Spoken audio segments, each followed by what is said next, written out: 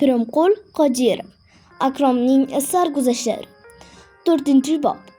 To'lqinlar orasida. Akromlar borib tushgan dam olish uyi dengizga juda yaqin edi.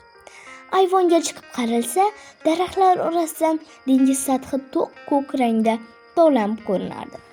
Kechalari hamma uxlaganda dengiz to'lqinlarining qirg'oqqa muttasil urilib shovullashi baralla eshitilib turardi. Akrom dadasi bilan qirg'oqqa birinchi marta chiqqanda dengiz xiyla to'lqinlanib turgan ekan. Uzoqdan orqama-orqa quvlashib kelayotgan to'lqinlar qirg'oqqa yaqinlashganda ko'pirib ketadi. So'ng qirg'oqqa guvillab uriladi, shuv etib orqasiga qaytadi. To'lqin qaytayotganda shag'al toshlarni bir-biriga ishqab shaqirlatgani ham eshitiladi. Hayol o'tmay yana bir to'lqin qirg'oqqa kelib uriladi-yu, avvalgisiday orqaga chekinadi. Uning ketidan yana boshqa to'lqinlar xuddi shunday ketma-ket kelaveradi. Ularning qirg'oqqa urilib o'ynoqlashi kecha-yu kunduz to'xtamaydi. Bilib qo'y Akrom, buni do'lg'a deydilar, tushuntirdi Sanjar aka o'g'liga. Ruschasi pribo. Do'lg'a to'lqinlar daryolarda bo'lmaydi, faqat dengizlarda bo'ladi. Akrom qirg'oqda do'lg'a bilan o'ynashib cho'milayotgan odamlarni ko'rdi. Sanjar aka ko'ylagini yechar ekan, "Cho'milasanmi?" dedi Akromga. Do'lg'a qirg'oq bo'yidagi suvni biroz loyqalatib qo'ygan edi. Akromning cho'milgisi kelmadi. Muhabbat opa ham "Akrom, kelamiz, to'lqin sal pasayganda cho'milamiz", dedi. "Mayli bo'lmasa", deb Sanjar aka o'zi cho'mila boshladi. U beligacha suvga kirib, katta bir to'lqinning yaqinlashishini kutib turdi. To'lqin yaqin kelgan joyning suvi avval pasayib ketar, keyin birdan ko'tarilar edi. Sanjar aka suv ko'tarilayotganda sakrab to'lqinning ustiga chiqib oldi. To'lqinning qirrasi uning yelkasiga urilib o'tib ketdi. Shunda Sanjar aka bolalardek zavqlanib kuldi. Ertasi kuni ertalab nonushtadan keyin qirg'oqqa kelsalar, suv tinib qopti. To'lqinlar pasayib qirg'oqqa mayingina urilib qo'yardi. Akrom kichkina plavkasini kiyib dengizga qo'rqib sakradi. Lekin dengiz suvi iliqqina juda yoqimli. To'lqin kelib Akromni mayin qo'llari bilan silab o'tganday bo'ldi. Sanjar aka bultur o'g'liga suzishni biroz o'rgatgan edi. Akrom suvda qurbaqa suzish qilib suza boshladi. Shunda uning og'ziga bir suv kirdi. Dengiz suvi achqimtir, sho'r bo'lishini Akrom endi bildi. Uzoqdan to'q-ko'k ko'rinadigan dengiz suvi endi Akromga allanechuk boshqacha ko'rindi. Suvni kaftiga olib qarasa, tiniq, go'yo hech qanaqa rangi yo'qdek. "Dada, dengizning qora emas-ku", dedi Akrom hayron bo'lib. "Nega qora bo'lish kerak? Bo'lmasa nega bu qora dengiz?" "Ha, otimi? O'rtalarga borib qarasang, chuqur joylari qora ko'rinadi. Meni ham o'sha chuqur joylarga olib boring, dadajon. U yoqqa paraxodda boriladi. Ana paraxodlar o'tib turibdi-ku, biz ham paraxodga tushamizmi?" dedi. Akrom bu savolni har kuni necha qaytalab berar edi. "Paraxodga tushib nima qilasan? Dengizchi bo'laman. Avval kimyogar bo'laman der eding-ku." Akrom xiyol o'ylab turdi-da javob topdi. "Dadajon, Toshkentga borsak, men yana kimyogar bo'laman." Bu javobdan Muhabbat opaning zavqi kelib kuldi. "Sanjar aka, paraxodga tushsak tusha qolaylik. Kechqurunlari dengiz sayriga olib chiqadigan paraxod bor emish. Biz ham dengizning o'rtalariga boraylik." Sanjar aka rozi bo'ldi. Ertalab kemalar to'xtaydigan joyga borib, bilet olib keldi. "Kech soat 6da jo'nar ekan", dedi. 2 soat aylantirar ekan. Lekin dengiz biroz to'lqinlanib turibdi-da. Muhabbat opa osmonga bulut chiqqanini ko'rib, "Havo ham qovog'ini solyapti", dedi. Keyin qo'lini siltadi. Yo'qsa yog'ar, yo'qsa-ku, soyabonimni olaman." Uchovlari kechki payt kemalar to'xtaydigan pristanga keldilar. Qirg'oqdan dengizga qaratib ko'priksimon taxta yo'lka qurilgan edi. Yo'lka tamom bo'lgan joydan katta temir ustunga chiroyli oq kema bog'lab qo'yilgan. Bu kema yirik-yirik to'lqinlar ustida chayqalib turardi. Kemaning baland bir joyiga radio kanal o'rnatilgan edi. Kanaldan quvnoq kuylar yangrab turardi. Bir vaqt kuy uzildi-yu, kanaldan erkak kishining yo'g'on tovushi eshitildi. "Hurmatli yo'lovchilar, bugun dengizda to'lqin bor. Kemaning chayqalishini ko'tara olmaydigan yo'lovchilar bo'lsa, boshqa kuni kelsinlar. Bugunga olingan biletlar ertaga ham o'tadi. Takrorlayman, Bu e'lon yana bir marta takrorlandi-yu, keyin yana musiqa boshlandi. Sanjar aka Akromning yuziga tikildi. Eshitdingmi? Bugun sayrni qoldiramizmi? Ertaga balki havo yaxshi bo'lar. Oq kemaga tezroq chiqishga oshiqayotgan Akrom, "Yo'q, dadajon, bugun boramiz", deb turib oldi. "Keyin pushaymon bo'lmaymizmi, Muhabbatxon?" "Yo'q, bora qolaylik", dedi Muhabbat opa ham. Ular 50-60 nafar yo'lovchiga qo'shilib kemaga chiqdilar. Kemaning odam o'tiradigan joylari 2 qavat edi.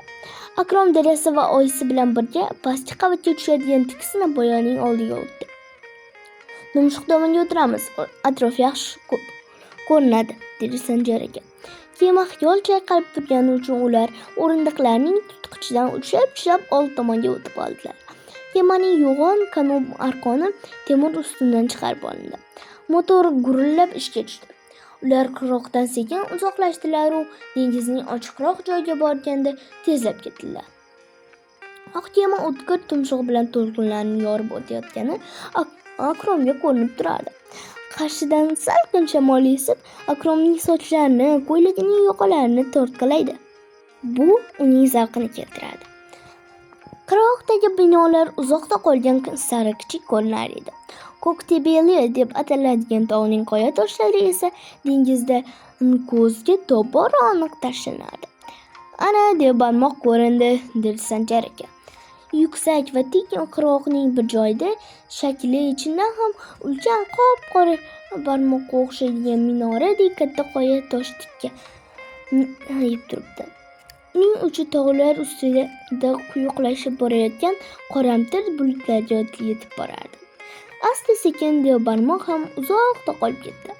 Temir karnayidan quvnoq musiqalar eshitilib turgan kema ochiq dengizga chiqdi. Endi qirg'oqning past joylari, ba'zi kichik binolar dengizning panasida qolib ko'zga ko'rinmay ketdi.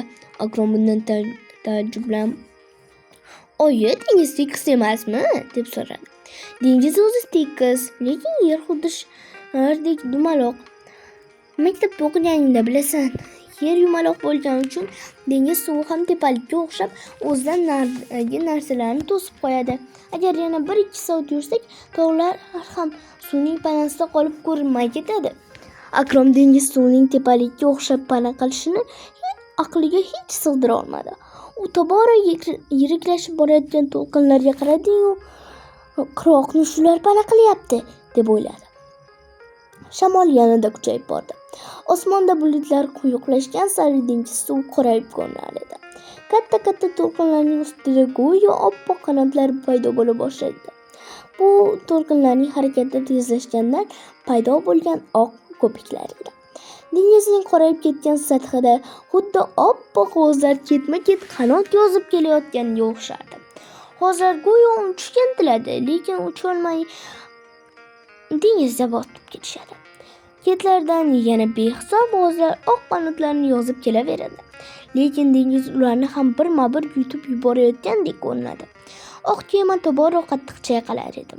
Osmonda bulutlar yanada quyuqlashib, atrof qop-qorayib ketdi. To'lqinlanib yotgan cheksiz katta dengiz qarshida oq kema kichkinagina ko'rinardi. Qop-qora dengiz bu kemani ham oq g'ozlarga o'xshatib yutib yuborishi mumkinga o'xshardi. Akrom shuni o'yladi-yu, vahmi kelib dadasining pinjiga tiqildi. "Qalay, dengizning qoraligini endi ko'ryapsanmi?" kulimsirab so'radi Sanjar aka. Akrom indamay bosh irg'adi. Shu payt osmon qattiq mijja qoqqanday bo'ldi. Keyin momaqaldiroq qarsilladi. "Yuring, panaroq joy topaylik", dedi Muhabbat opa Sanjar akaga tashvishli ko'z tashlab. Ular kemaning o'rtasidagi usti yopiq bo'limiga kirdilar. Bu yerda odam ko'p. Odamlar orasida 3 yoshlardagi bir bola ham bor edi. Kema boyagidek ham qattiq chayqala boshladi. Bundan bola qo'rqdi shekilli, onasining bo'ynidan quchoqlab oldi. Shu payt yana ustma-ust 2 marta momaqaldiroq gumburladi. Bolakay birdan yig'lab yubordi. "Sizga nima bo'ldi, Misha, nima bo'ldi?" deb so'radi onasi uni bag'riga bosarkan. "Qo'rqyapman", dedi bola yig'arlashib. Akromni ham vahima bosdi. Chunki to'lqinlar kemani tarvuz po'chog'idek o'ynatmoqda edi. Kema birdan ag'darilib ketsa-chi? Sovuq suvda to'lqinlar orasida ahvollari nima bo'ladi? Momaqaldiroq yana qasir-qusur qildi. Akromga bu dahshatli xavf-xatarlarning tovushidek eshitildi. Misha degan bola yana "Qo'rqib ketyapman" deb yig'ladi. Shunda tashqaridan dengizchilar formasidagi barvasta bir yigit kirib keldi. "Yig'layotgan kim?" dedi kulib. Senmiding? Men boya radiodan dengiz sal notinch, qo'rqadiganlar chiqmasin deb e'lon qilgan edim-ku. Boraman deb qo'ymadi-da, dedi bolaning onasi. Endi mana yig'lab o'tiribdi. Qara, ana u bola hech ham yig'layotgani yo'q. Qara. Bolaning onasi Akromni ko'rsatdi. Dengizchi formasidagi amaki Akromga o'girilib qaradi. Akromning ham rangi o'chgan, ko'zlari katta-katta bo'lib ketgan edi. Dengizchi amaki Akromning oldiga kelib, "Qani tanishib qo'yaylik", dedi. "Men shu kemaning kapitaniman. Sening oting nima?" Akrom otini aytayotganda ovozi zo'rg'a eshitildi. "Xo'sh, sen ham qo'rqyapsanmi?" dedi kapitan. Akrom boyagi qo'rquvlarini kapitanga aytishdan uyaldi-da, "Yo'q", dedi.